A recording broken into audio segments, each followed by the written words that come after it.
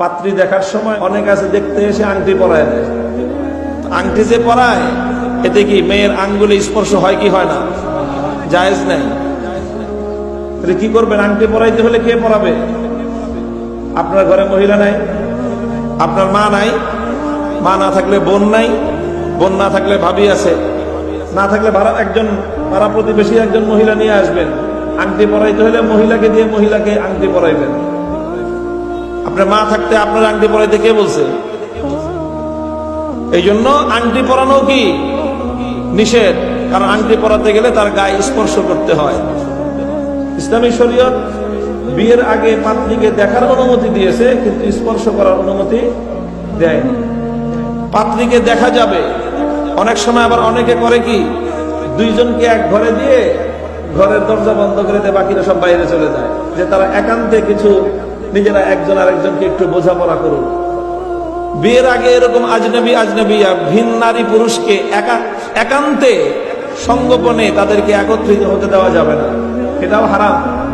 লা ইয়াখলুওয়ান্না ইমরাআতুন, কোন নারী কোন আরেকজন পুরুষের একান্তে গায়রে মাহরাম নারী পুরুষ একত্রিত হবে না। কি করতে হবে?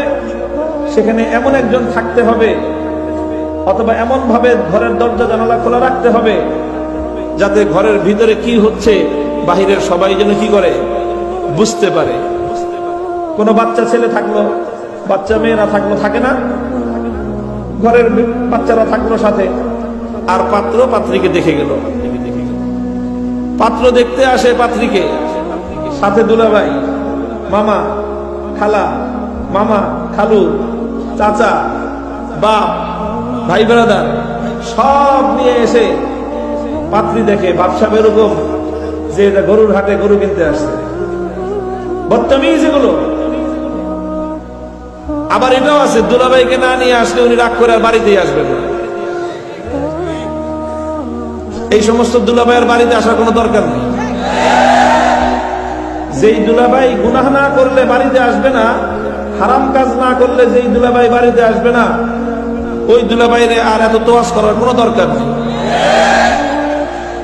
দুলাভাইয়ের জন্য বিবাহের আগে আর পরে কি সবসময় তো দুলাভাইয়ের জন্য তো শালার বউ দেখা হারাম। শুধুমাত্র পাত্রের বিয়ের পরে এই পাত্রের স্ত্রীকে দেখতে পারবে তার বাবা, কিন্তু পাত্রী দেখার সময় ছেলের বাবাও পাত্র দেখতে পারবে না। ছেলের বাবা পাত্র দেখতে শুধুমাত্র পুরুষদের মধ্য থেকে পাত্র নিজে পাত্রীকে একবার দেখতে পারবে, তাও এমন ভাবে দেখবে যেন এতে পাত্রীর কোনো অসম্মান না হয়, অমর্যাদা না হয়, তার কোনো অপমান না হয়। বিয়েটা না হলে তাকে যেন লজ্জা পেতে না হয়, এমন যেন না হয় যে তোমাকে দেখে পছন্দ করে নাই বলে বিয়ে হয় নাই, এমন যেন সমাজে যেন কথাবার্তা না হয়। এমন ভাবে দেখবে যাতে নারীর সম্মান এবং সম্ভ্রম, তার মর্যাদা এবং ইজ্জত সংরক্ষিত হয়। পাত্র দেখবে সসম্মানে, যেভাবে খুঁটিয়ে খুঁটিয়ে দেখা হয় পাত্রীর অমর্যাদা হয়, এইভাবে পাত্রী দেখার অনুমতি ইসলামী শরীয়তের মধ্যে নেই।